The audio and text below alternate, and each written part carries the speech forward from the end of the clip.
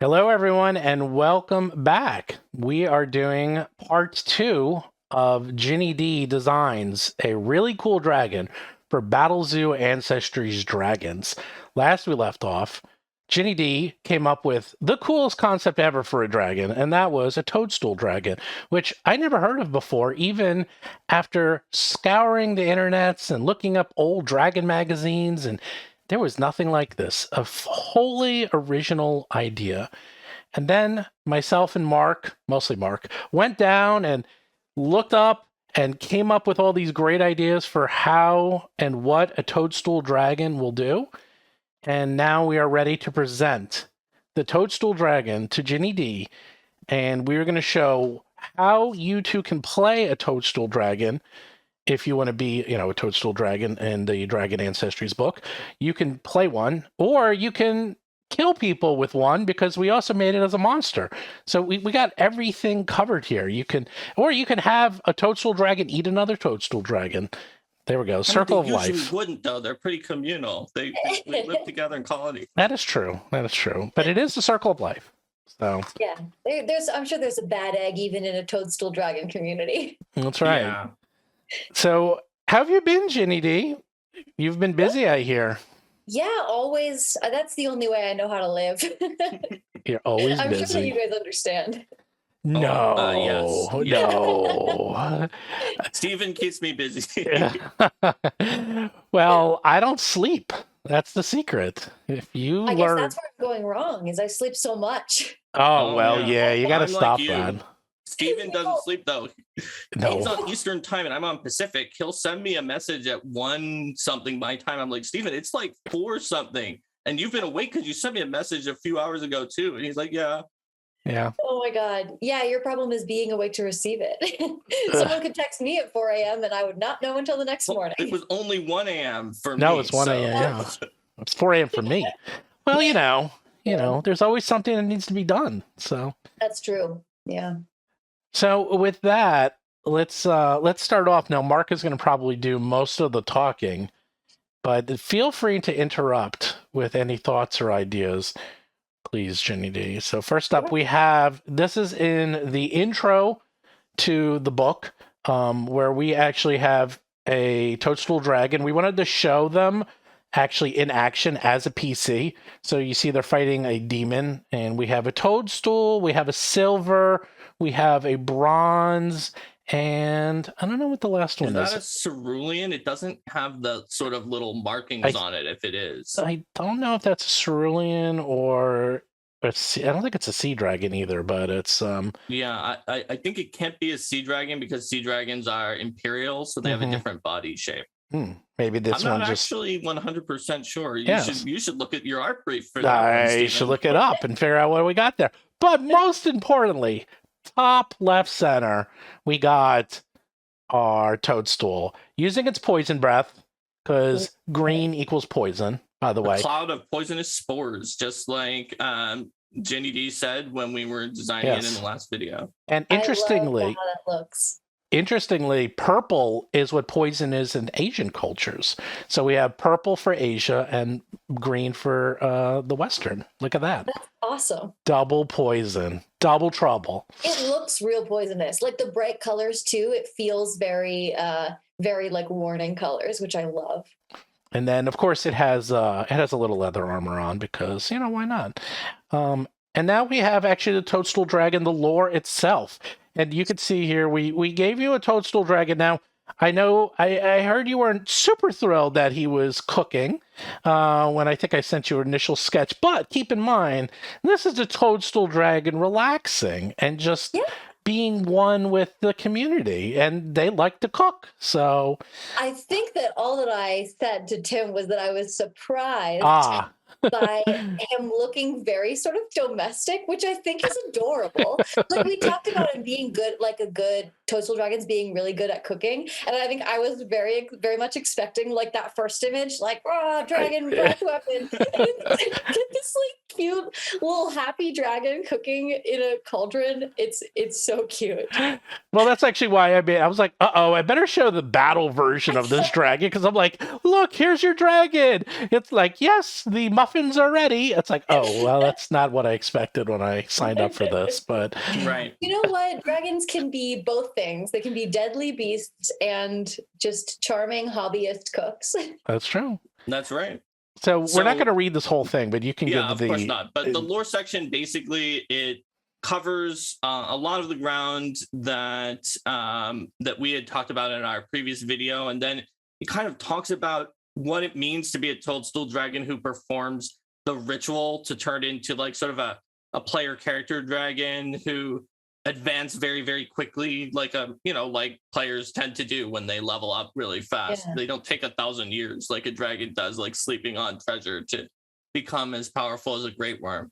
So it talks about like what that means, since Toadstool Dragons live in colonies. So you're kind of abandoning your colony to go on an adventure, and it's a little tougher than most dragons who are more likely to be loners. Then there's a sidebar about the thing that we talked about in the previous video, where like fermentation and rot are kind of similar to each other. It's just that fermentation is when we like what happens when the process is going on, and rot is when we don't. And to Toadstool Dragons, they like both of them, but they know that humans don't like certain kinds of rot, and they're not going to cook that for you.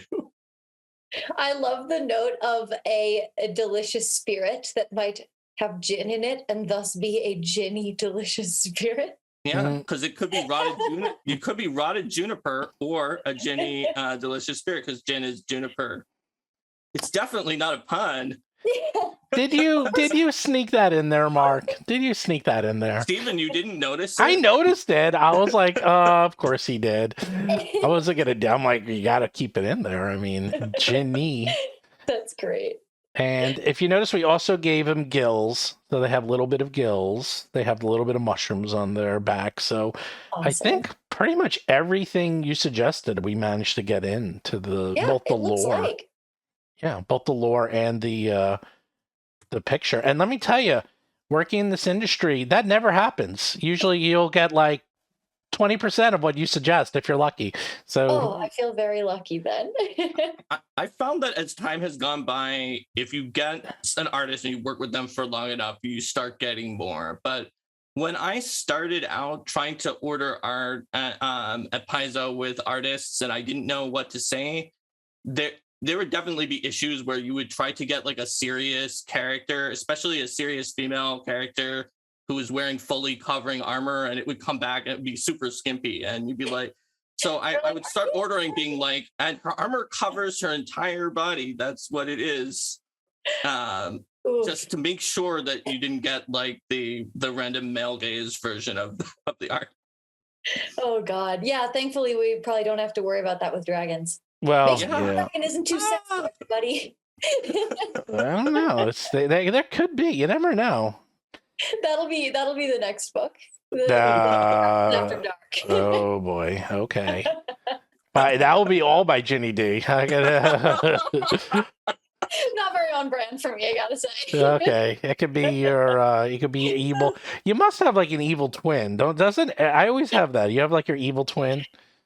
I think I definitely have like an evil Ginny inside of me that fights to get out, and I have to suppress her, I think. I mean, some of those videos where there's multiple of you talking to each other, there's usually one who seems a little more mischievous than the other. True. That's right. Yeah. One's the good Ginny and one's the bad Ginny. Clips. One of the Ginnies is really mean. So next up we have, now each heritage in this book is different. So the dragon's the ancestry, and then what we did is that you choose your heritage, and that could be a solar dragon or a time dragon or a red dragon or a toadstool, and each one has its own unique properties. In this case, they have certain abilities, like certain spells they might have. They have special attacks. They also have different types of breath weapons and so forth.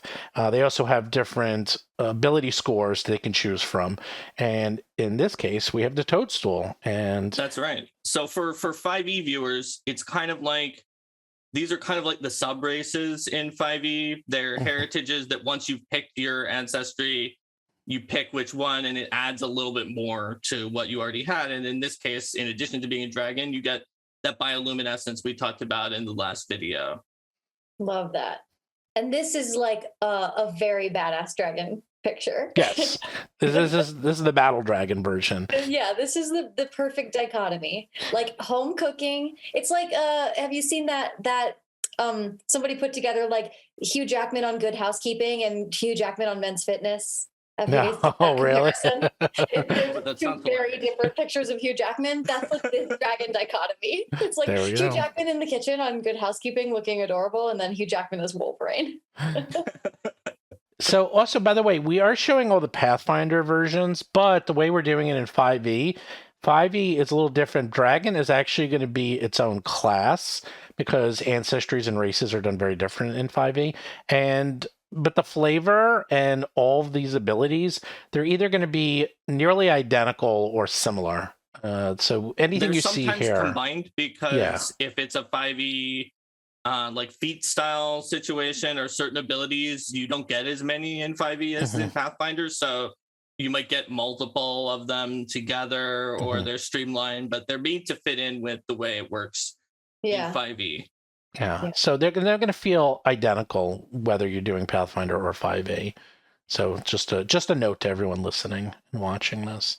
Now, as you level up, you will be able to choose specific feats. And what we do in this book is that there's general feats that anyone can take, and then there's specific dragon feats for only specific dragons.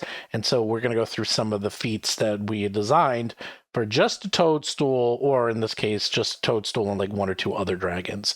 And this one is Feat 1, which means you get this right away. What do you get, Mark? You can take it at level 1. That's right. And for 5e watchers in Pathfinder, your ancestry, which is kind of like a race, just gets a bunch of feats, and you don't have to spend ability score increases or anything. You just, at the levels 1, 5, 9, 13, and 17, you pick from the available feats that are available for your ancestry. So at first level, if you're a Toadstool Dragon, or it turns out a Paradise Dragon from Heaven, then you're used to working together with people, and so you're very good at aiding other people. That's right. Oh, that's great. So you can aid, and aid is actually a big deal because in Pathfinder, it's been really nerfed. It was probably one of the most used abilities in first edition of Pathfinder because it was so powerful.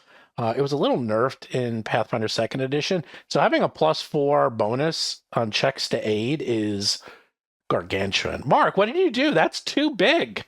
+4 is too much. It's pretty huge. Aid is actually pretty strong in Pathfinder 2nd edition if you use it right. So I won't necessarily agree with you on that one completely, Stephen, but it is very hard to succeed at it at level 1. Oh, yeah. At lower levels, it's hard. The +4 bonus will help you a lot.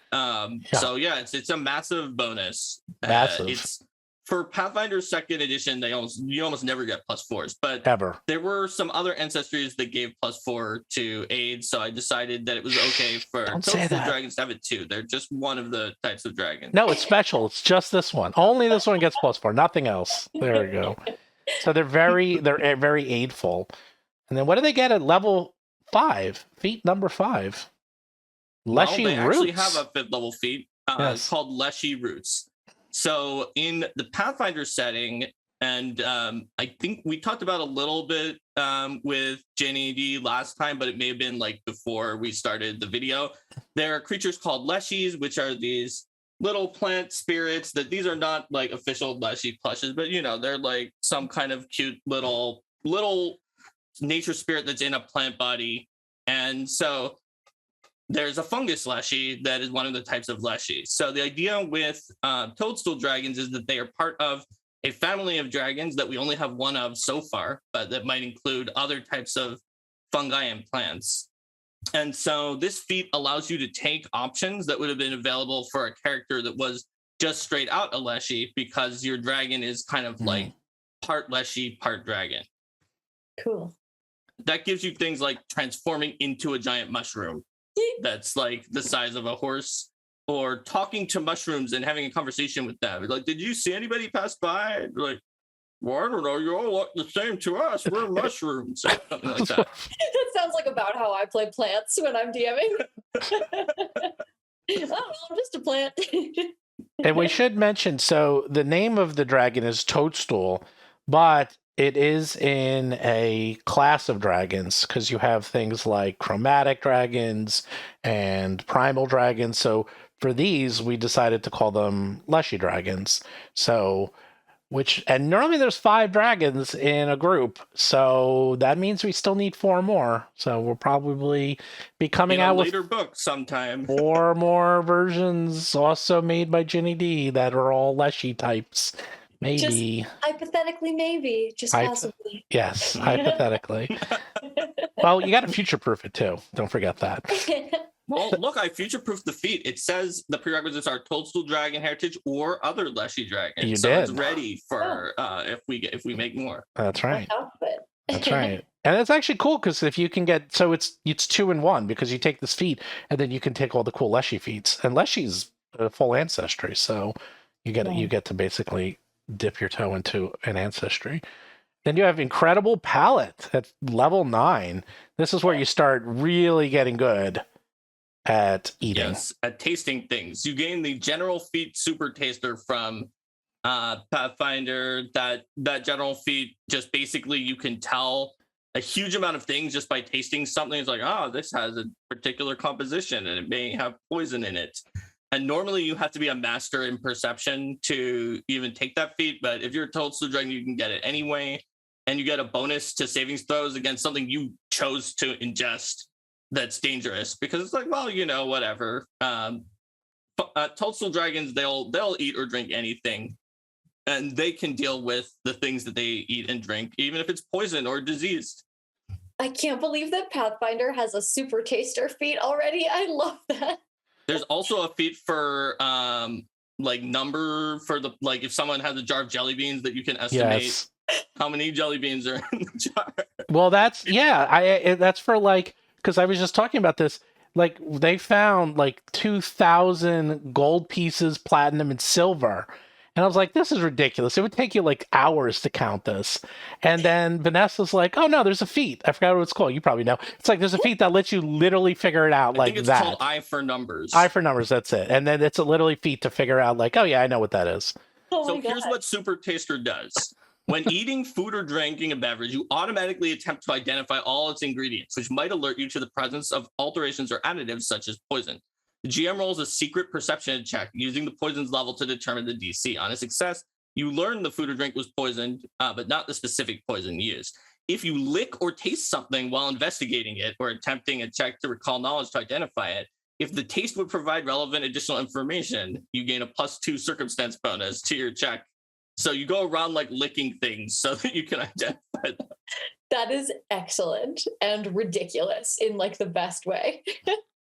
Just think, if you're an investigator, you can go around. You could be like Sherlock Holmes, only instead of using perception, you're using taste. Instead of the magnifying glass, you just go around licking it and aha. That's so funny. This is making me think about one of the spots I did for the bestiary where I was Zara and I was tracking, and I put a bunch of plastic leaves in my mouth while I was tracking and spit them out as part of the bit. I was like, you just tracking with taste. And here we go. I was intuiting the super taster Pathfinder feat. Yeah, you knew there was a Pathfinder super taster feat somewhere in your your subconscious. Mm-hmm. Yeah, my ancestral memory.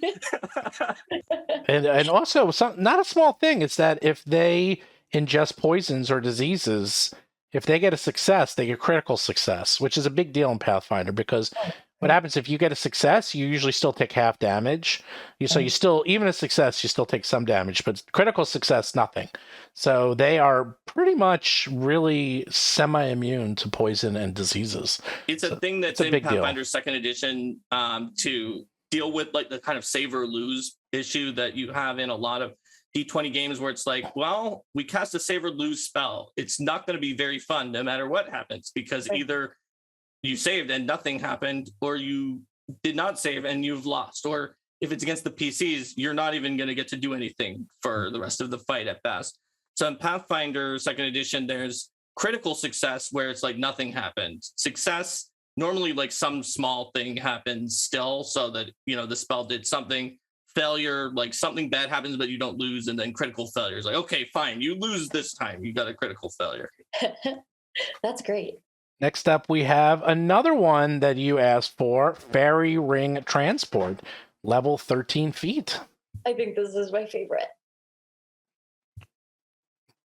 And basically we borrowed the tech from this tree stride spell, I think, which maybe all of us talked about before in the last video being a possible way to do it, and that is what we did. But we said that you use a fairy ring instead of a tree, which means that it's actually to your advantage to plant rings of mushrooms around in different areas, because then you'll be able to teleport between them.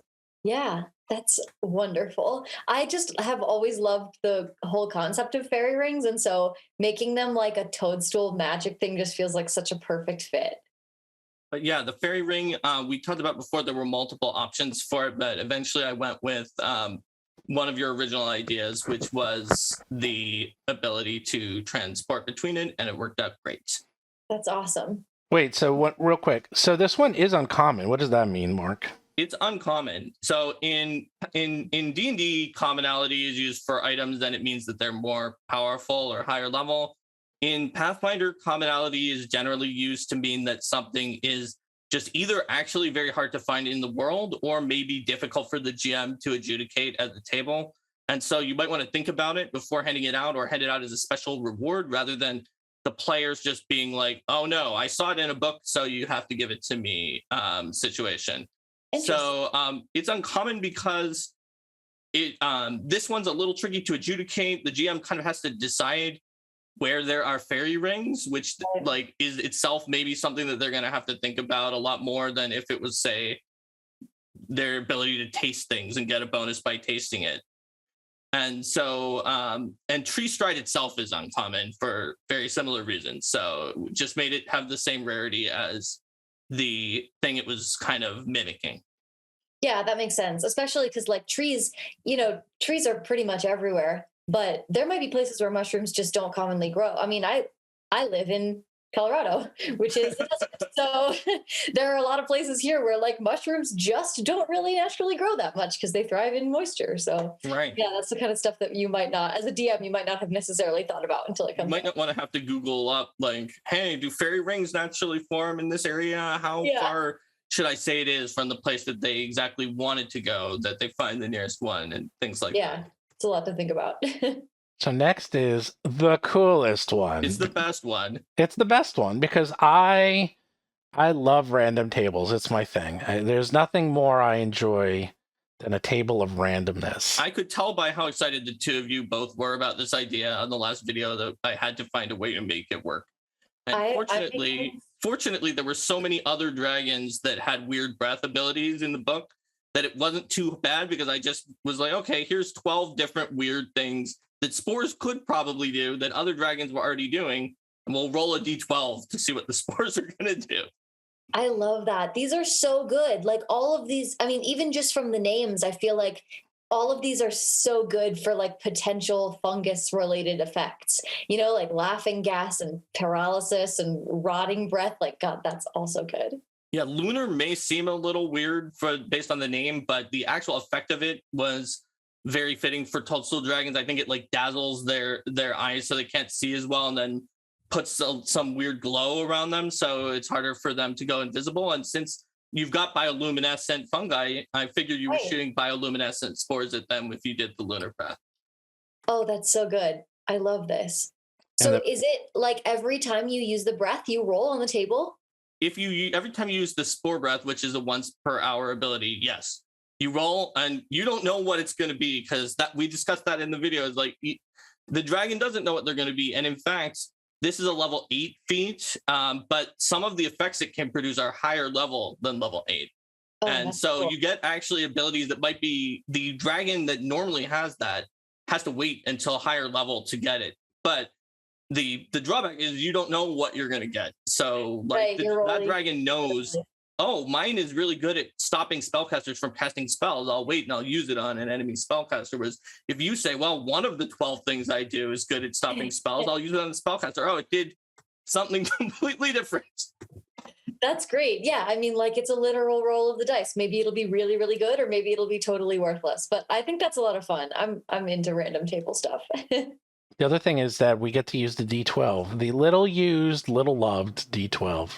Yeah. Hey, Pathfinder Second Edition found a niche because great swords and great axes and all of those use the base D12 die size, and then you can get more with striking runes. Okay, I was well, gonna say I have a barbarian that uses the D12 as a weapon die, but I can't remember which weapon it is. But it You is might be the great only axing. time- I think it is. Yeah, it's like the only time I ever find myself using a D12. Yeah, pretty much. and then we have Mushroom Burst, which is a reaction, which means you can use this in combat as a reaction when somebody attacks you or does something specific. Actually, it has a trigger right here, which Yes, is anytime someone is next to you and they deal piercing or slashing damage to you, or they, even if they're not next to you, if they like bite you from reach, obviously they move their head in right next to you, you pop some of those little mushrooms on your back, doing poisonous spore damage to them and possibly giving them the sickened condition. This is great. I don't remember if we talked about this. This feels like a completely new idea to me, and I'm like, this is genius. So I hope I didn't come up with it. And then I think that this is the only one that was new. Okay, cool. It was based on some of the things that we were saying, but we didn't directly say it in the video. I thought about it because all of the dragons had a reaction. I was like, based on the art, which we didn't know exactly how it was going to come out, it looked like there were lots of little mushrooms on it that could potentially pop out. So it's a little different than anything we said. No, I think that's great. That's so good. Like it, I mean, it makes a ton of sense. It works really well with the art. And I feel like it's just, I like the idea that a toadstool dragon is like, you have to be cautious about what you do and how it might hurt you, because I feel like mushrooms are like that sometimes. Mm-hmm. I didn't realize this was so disgusting, Mark, that you're popping mushrooms on your back.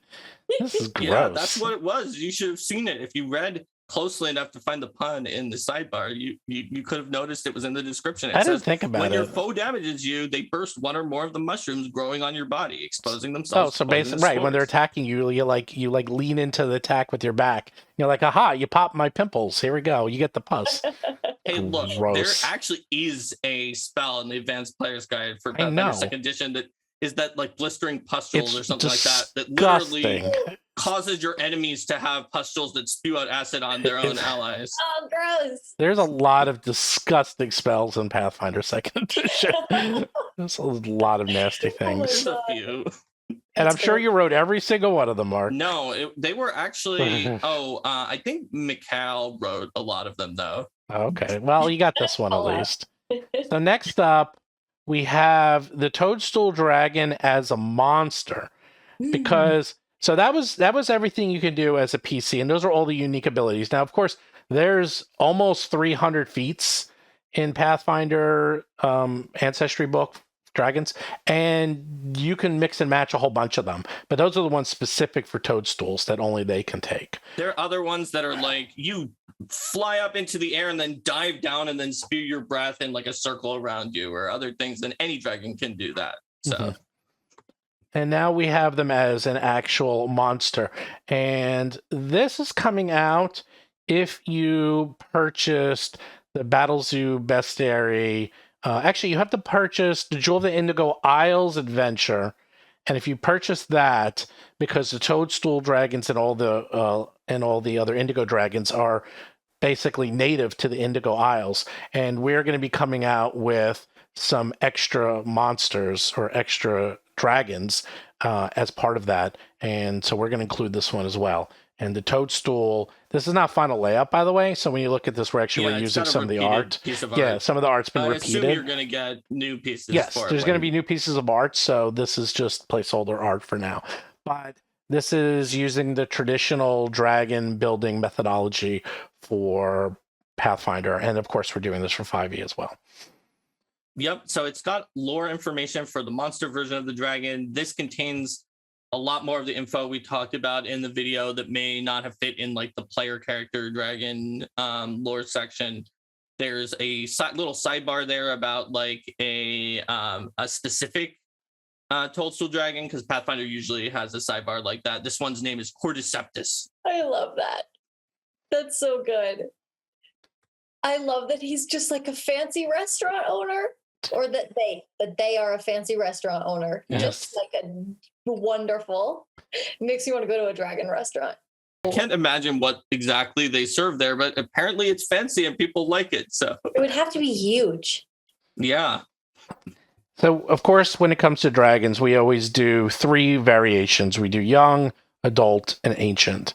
And usually young dragons start around level 6 in Pathfinder. So, you can... I mean, I've actually fought dragons as low as level 1. They're very tiny, but you can fight them at lower levels at Pathfinder.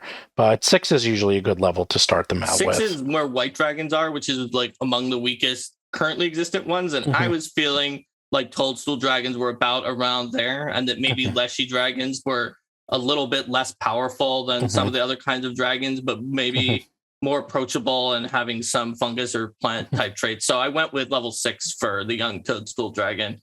It has a sidebar about making them into spellcasters and what spells they would take, which always appear in Pathfinder 2nd Edition Dragons for GMs who want to do a kind of more complicated spellcaster instead of the kind of simpler Ravager that goes in and attacks with all of its claws and bites.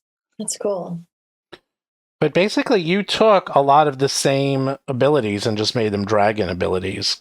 Sure, like Spore Breath is in there, and there's the Mushroom Burst reaction. So, and I'm just looking here. So they are always glowing with bioluminescence. They can always speak with fungi. They have the Mushroom Burst. They have Frightful Presence, because pretty much all dragons have Frightful Presence. That's sort of like their thing. They have, of course, claws, jaws, tail, and horn, and the breath weapon. And of course, like before, this actually will do poison damage. Or you can do the random spores. Right. So you can, as the GM, see what it's gonna choose. be. You can choose how you want this to work out. So if you really just want to use poison, you can. So we kind of gave them the ability. And of course, it's kind of a standard for dragon. You have Draconic Frenzy, where they do 2 claw strikes and 1 horn strike in any order. So they just like go crazy on you. And then Momentum, which is they can... If they crit with one of their claws or horns or any of those strikes, then they get back their breath weapon sooner. And you got some weird spells for them here. I'm looking Mud Pit. What the heck's Mud Pit? Mud Pit? It's a spell that makes a pit of mud. That just seemed like something that a fungus dragon would enjoy having. Even if you weren't using it to slow your enemies down, they could just kind of go into the mud pit. I love like fungal infestation, noxious vapors. I just love it. It's like a good kind of like fungusy gross vibe that I like. I think it's well demonstrated in these spells. And yeah, I took a while looking through all the spells on that list, which is the primal list, which is used by druids and the like. And so I was like, what really fits with a Toadstool Dragon? That's what I came up with. I wanted to also make sure they were things that could be complementary. Like making a mud pit helps the dragon define the battlefield, whereas if you have something that's just like it does a spray of poison, that's like the same as its breath. So it's not going to give it too many new tools to use. So I tried to keep away from those. That's great. The scary part is all these were existing spells. We didn't have to invent anything new. Yeah, no, there was a spell called Fungal Infestation. I was like, well, I've got to do that one. Next, we have the adult. So how does the adult differ from the youngster? Well, it's higher level, and I think that it has Fairy Ring at this point, or that may it's got Fairy Ring Transport. In addition to all of the other abilities, it's got more spells if you go for the version with spells as well. So it's basically higher level with Fairy Ring Transport. So now the dragon is just going to suddenly appear from or disappear through fairy rings. And of course, more spells. My 5e brain is just like 20 plus 23 athletics, but I realize these numbers are probably much more normal in the context of Pathfinder. So in Pathfinder, basically you add your level. And otherwise, there's a thing that's proficiency that goes up to 8 instead of 6, but it doesn't double with specialization. So it actually doesn't go quite as high as the highest in 5e, but just the adding your level thing is going to do that. So since it's level 10, imagine it was 10 lower and it was 13, and that's a little more like what it would be in 5e, which is still pretty good.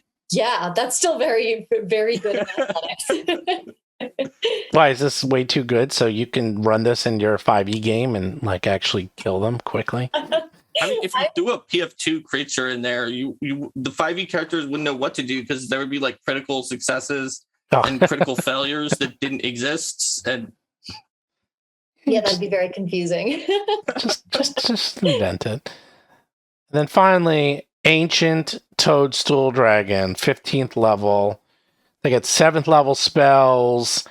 They got, what do they got? Fungal explosion. What is that? I didn't even give to the character version because it's not like, it's not something you hope will ever happen to your character, but that you know it's going to happen to your enemy, Toadstool Dragon. That's so cool. I love those, like, when a creature dies, it does one sort of last final thing. I think those kind of attacks are like fun. As a DM, I think they're fun because it's like, oh yeah, you're gonna kill my monster. Well, guess what?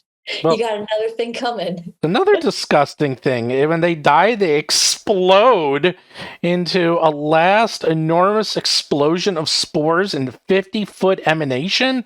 16d6 poison damage. It's an ancient dragon, Steven. Damn. So how do you get monster parts from that thing after it explodes? There's nothing left. The spores, of course. The magical spores. Okay. The spores, of course. You can imagine Zara is just licking the spores, being like... She's like, this is when my super taster feat comes in handy. Yes. Which ones are poisonous and which ones are the ones we need for the parts? That's great. Oh, this is so cool. So there you go. That is your Toadstool Dragon as envisioned by Mark. Hopefully you enjoyed it. I love it so much. I really do love how in all of the art, I feel like the colors just came together in such a cool way that feel very poisonous and like very, I feel like they make sense with the bioluminescence and stuff. And then I love all the skills and abilities. I know that like, the spore breath thing is really cool, and I'm sure it would be like a lot of fun in practice, but I feel like the vibes of the fairy ring transport are my favorite feat out of all of them because it just feels so perfect. This would be so much fun I feel like it'd be so much fun to play this kind of dragon. Well, when we finish Dragon Ancestries for 5e, which should be done very soon, you too can play your very own Toadstool Dragon. Well, as long as she successfully convinced the other Ginny D, who was the GM, to allow it, right? Yeah, maybe she's a mean Ginny. I don't know. It might be hard. And then is she going to have to allow the 5e conversion of dungeons for the Ginny D in like the black shirt who was like... It's a slippery slope, let me tell you. So, yeah, because of you, we have you to thank, because oh my God, thousands and thousands of people downloaded that ancestry. So we came up with... I love that. It was basically... So when was April Fool's? April Fool's was a Friday. So on Wednesday night... It was a Friday. I was like, Mark, I was watching your video. One of those things that wasn't quite 1 a.m. for me. I think it was like 11. And I'm like, Mark... Which means it would have been 2 a.m. for Steven. No, because I was watching it. I was like, I bet you I could come up with a dungeon ancestor. I bet you we could do it. I bet you we could. I told him that I could do it. Yeah. We're going to have to clear the deck for Thursday. Yeah. So one day. But we didn't clear the deck because we also did We didn't clear the deck, and we had a 2.5 hour video live video we did that day because there was but we still finished. We finished it. You wrote it in one day, and it's like 6,000 words or something. Yeah, holy cow. Yeah. I can write really fast when I'm very when I'm excited about it, and when we're just making jokes. And I mean, we were, but it seriously actually works and is a completely viable character because of the fact that it's not like you are like the avatar of the dungeon is who's going around adventuring, right? There's not just like a big giant cave wandering around with everybody. What?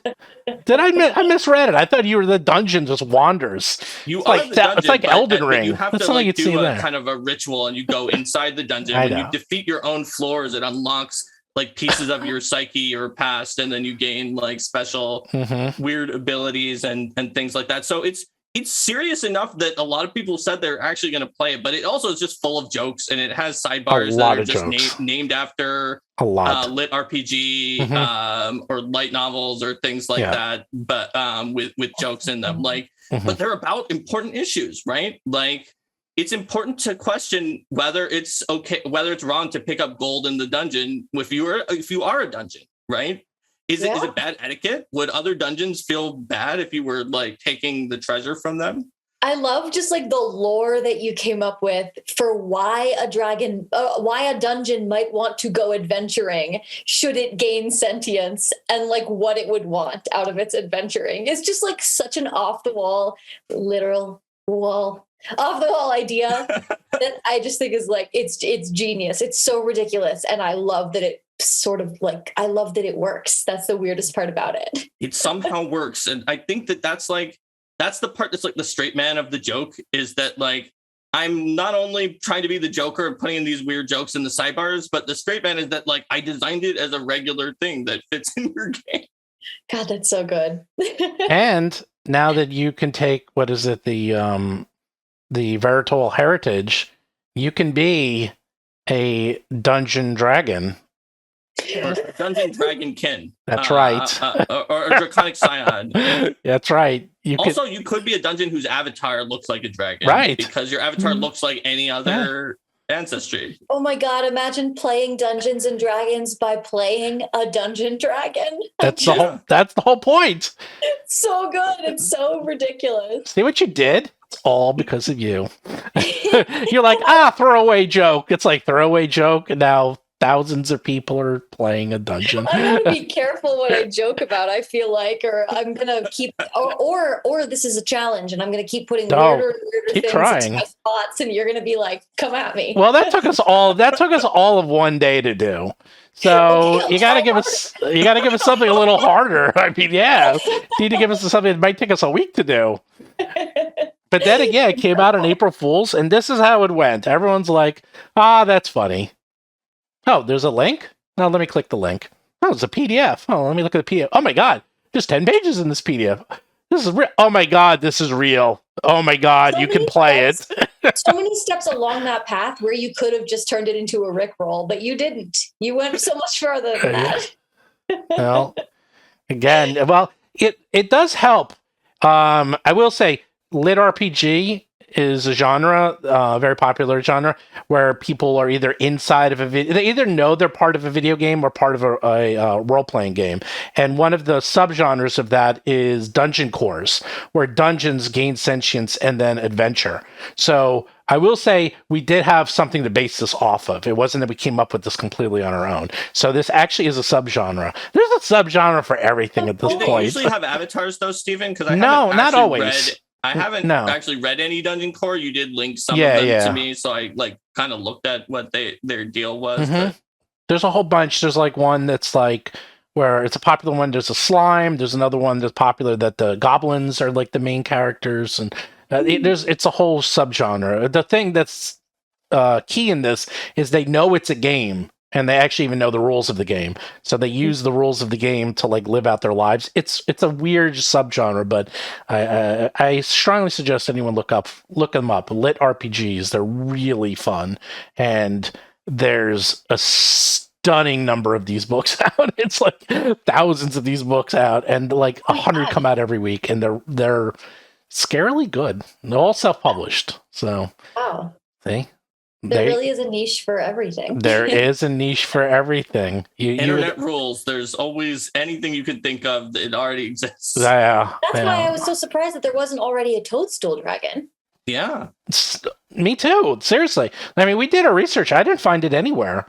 I found a pink dragon. That's from an old version of Dungeon Magazine, where people submitted their own their own dragons and their own monsters. It was kind of like an April Fool's, and that had... It used bubble breath, and it was like totally silly. But that's also, like the closest I can think of. The reason that you got away with it, Stephen, is you were only looking for tabletop RPGs. That's true. Because according to this, there's a Merge Dragons which I don't know what that is. It's probably some kind of energy game based on the pictures that has something called a Toadstool Dragon in it. So it exists somewhere in something on the internet, spirit. Just like every idea. I said dragons that were like on toadstools. I don't know. That doesn't really count, though. So hopefully you enjoyed your custom dragon that now everyone else can play. Yes, it's so cool.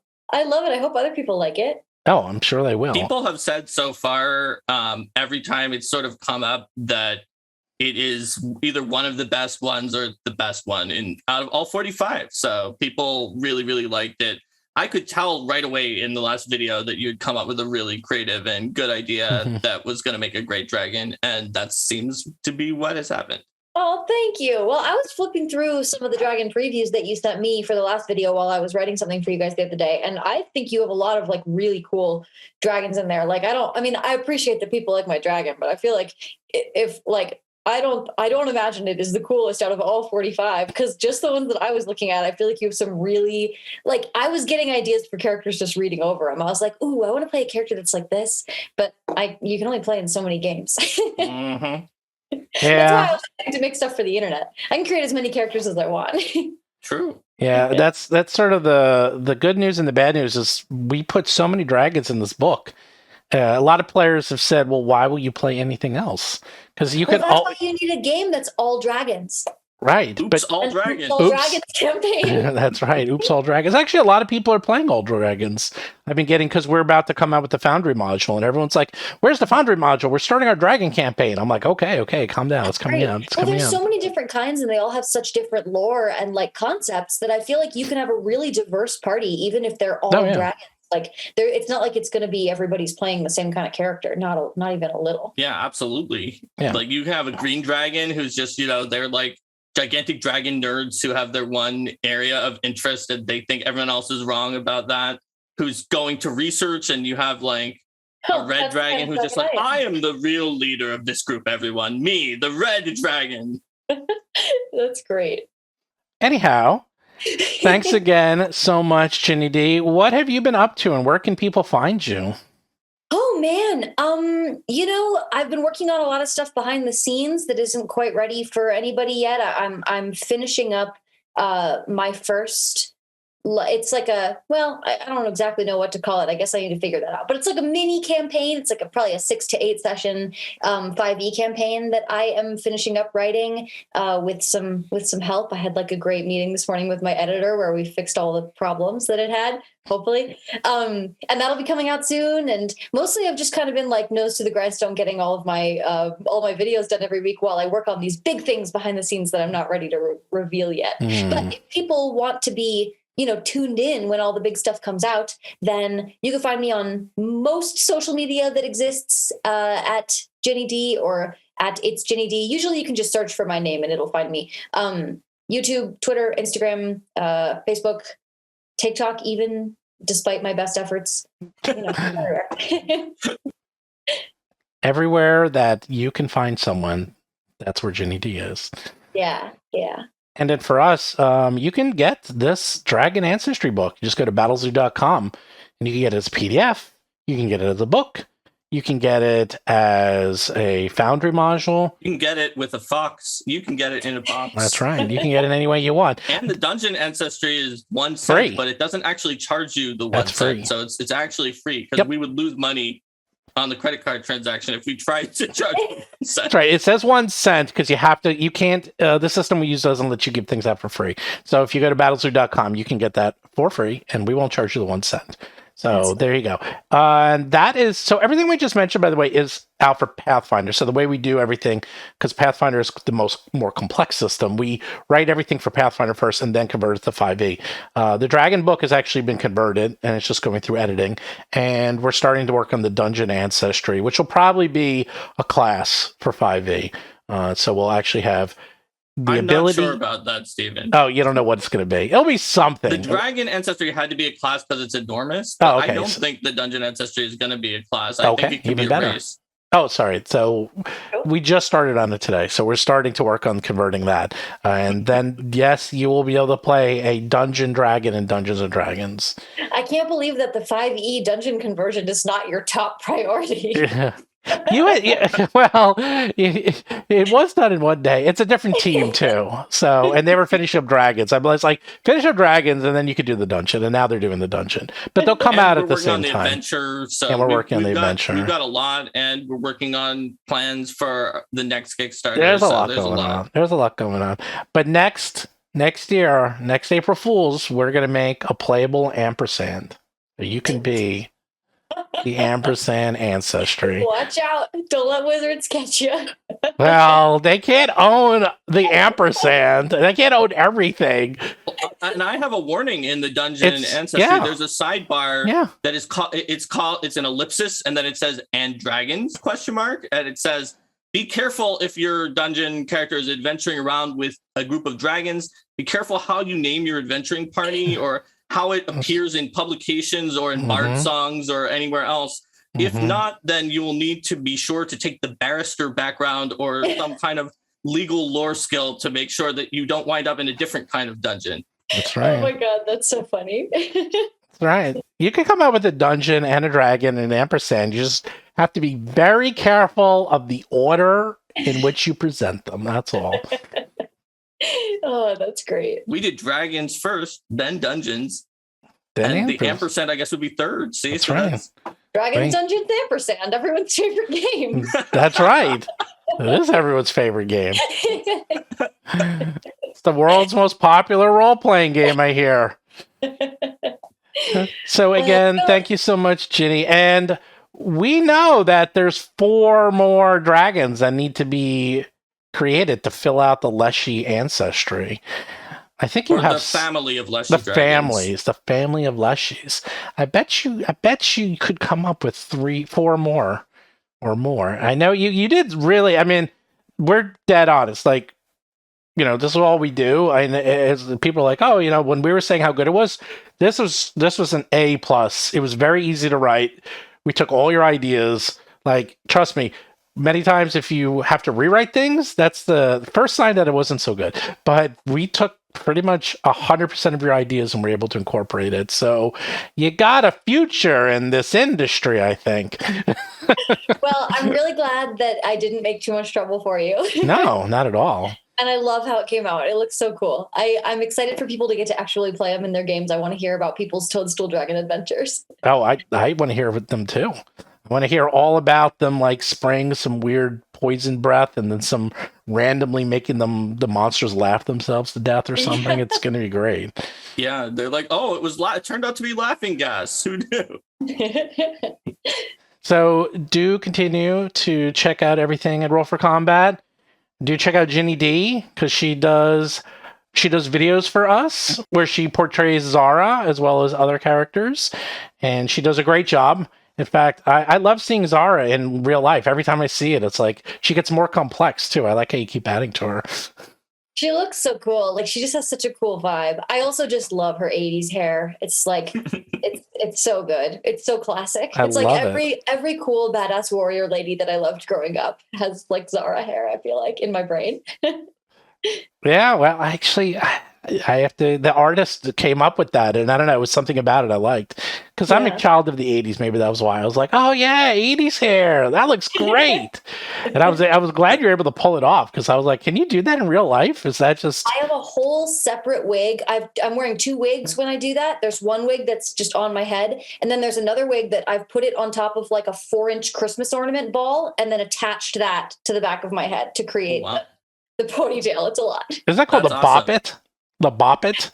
The Bump It? The Bump It. That was it. Significantly heavier than a Bump It, unfortunately. Oh. Well, maybe we'll get you that for Christmas. We'll get you, as seen on TV, the Bump It.